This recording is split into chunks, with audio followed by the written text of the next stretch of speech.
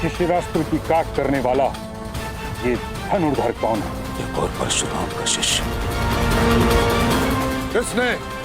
किसने इस द्वंद में विघ्न डालने का दुस्साहस किया है? ये बाण किसने चलाया? मैंने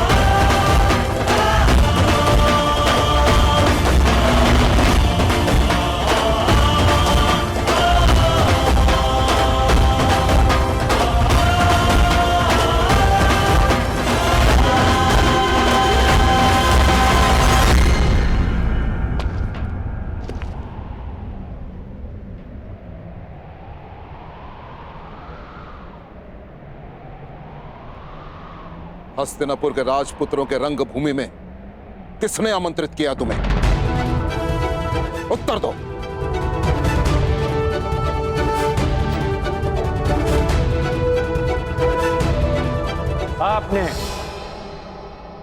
आपने मुझे स्वयं आमंत्रित किया आचार्य द्रोण। मैंने? असंभव। वो धनुष ही क्या जिसकी प्रत्यंचा में टंकार न हो, वो घुंघरू ही क्या जिसके स्वर में झंकार ना हो, वो ऋण ही कैसा जिसको चुकाने में आभार ना हो, और वो द्वंद ही क्या जिसकी चुनौती स्वीकार ना हो।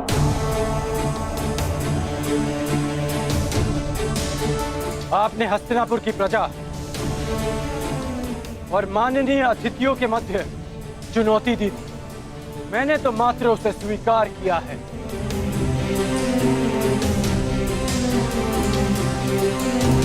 यह स्पर्धा केवल हस्तिनापुर के राजकुमारों के मध्य है और किसी के नहीं।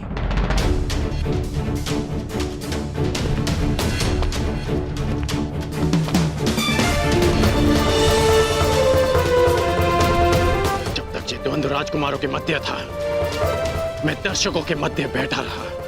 जब तक आपके वचन अर्जुन की प्रशंसा करते रहे, मेरे बाण मौन थे।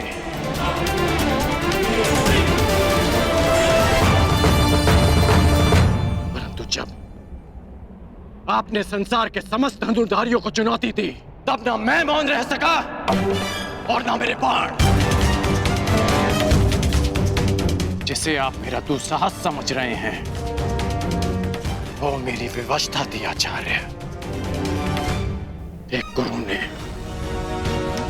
संसार के समस्त धनुर्धरों को लज्जित करना चाहा और एक शिष्य को उनकी लज्जा बचाने के लिए आना ही पड़ा।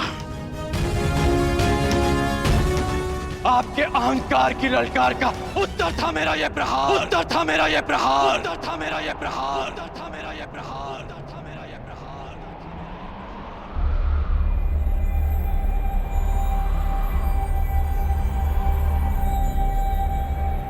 मैं सबके समक्ष अर्जुन को द्वंद्व की चुनौती देता हूं, चुनौती देता हूं, चुनौती देता हूं, चुनौती देता हूं, चुनौती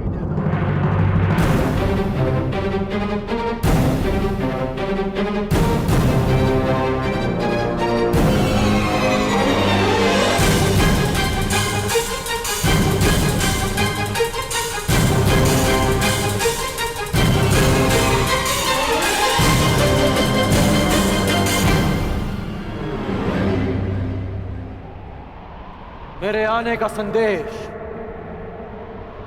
कल राज्यसभा में मिल ही गया होगा आपको।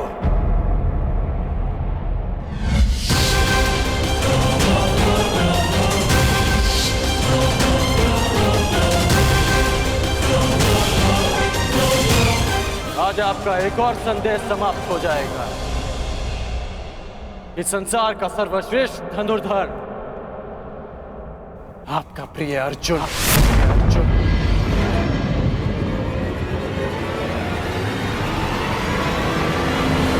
कौन है ये मूर्ख युवक विदुर जो आचार्य द्रोण के शिष्य को ललकार रहा है?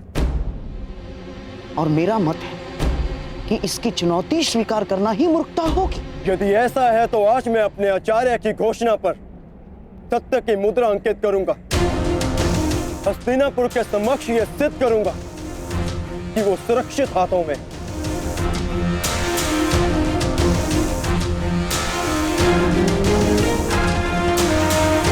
यदि तुम्हारे यहां आने का कार्य आचार्य की पुकार है तो मुझे यह चुनौती स्वीकार स्वीकार स्वीकार।